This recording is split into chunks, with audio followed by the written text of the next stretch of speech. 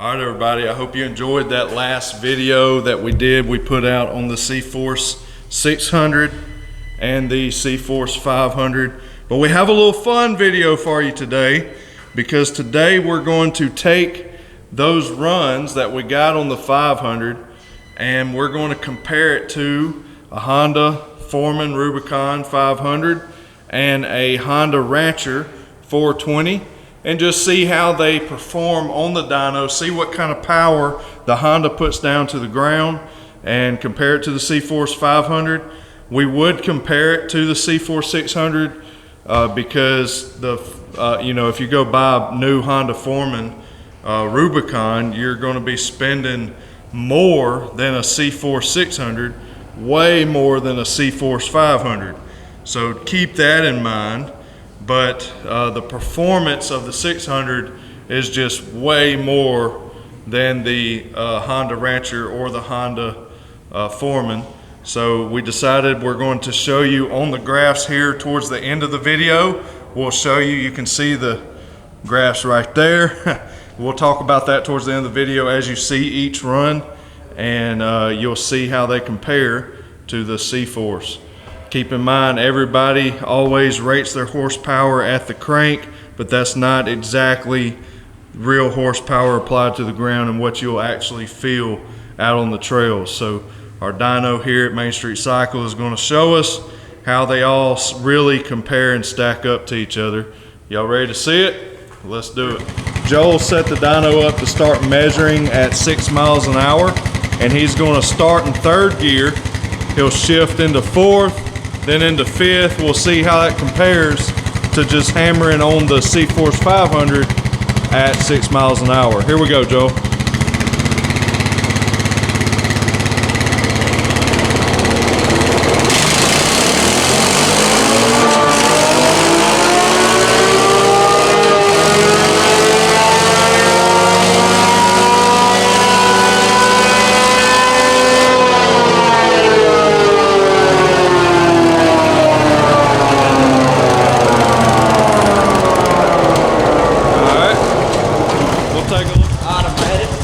Alright, so we actually do still have a Honda Foreman available to us. So this is a Honda Foreman Rubicon. Yes, I know. It's an older model, but it's all we can get our hands on. So yeah, it's a 2014 model Honda Foreman Rubicon. It's got the electric shift and all that. So we've got her strapped down good, we've got her warmed up, and this is just for fun, educational purposes only, right? So let's run it, see how it does.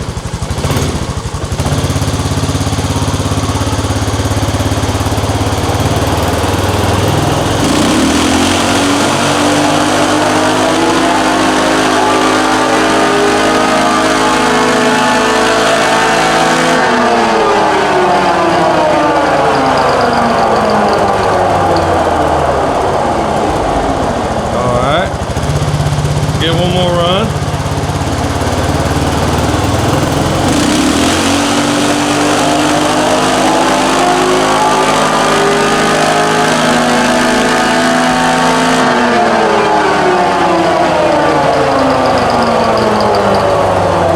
Alright, y'all, let's take a look at it. Alright, so check this out, y'all. This is all together.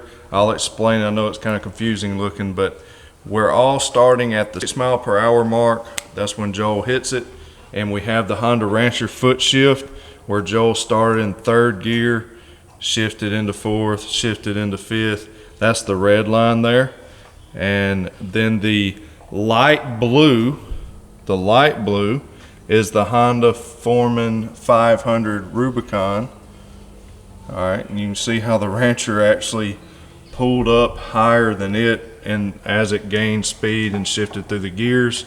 Then this blue line is the CFORCE 500, and you see it just carried all the way through, and it was pulling hard and was at peak power way before the Honda Rancher was. We've been looking at the graph based on speed, but now I want to look at it based on time from the moment we hit the 6 mile an hour mark and you see how we have to accelerate at that particular time as it stages you, so you can get accurate data from whatever you're trying to compare. But here we got our same graph, but instead of speed, we put in time, and you can see here, I hope you can see, it's kind of difficult to get this on screen with the camera. That sun is a beast. We gotta put something up here. Anyways, so the dark blue is the CFORCE 500, and you can see how on the time it's hitting peak power. It's hitting peak 24.4 horsepower at only 3.4 seconds. Let me make sure of that. Get the mouse running. Let's see. So at 3.3 seconds, the CFORCE 500 is laying down the power. It's already climbed to its potential, and it's pulling hard. And you can see that the Rancher is only at 13.7 horsepower at this point, and the Honda Foreman is at 18.3 horsepower at 3.3 seconds. So that's a pretty big deal to look at. And then if we go to where the Rancher hits its peak power of let's see, 23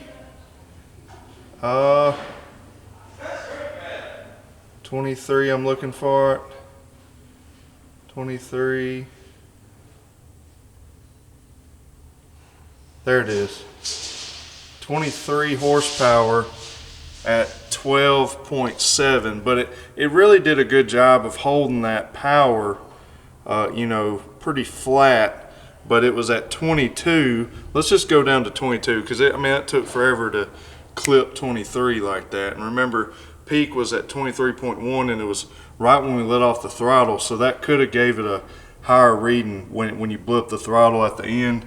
So let's scoot back a little bit and see. Here's pretty high right there, 22.9. There we go. 8.5 seconds, 22.9 horsepower.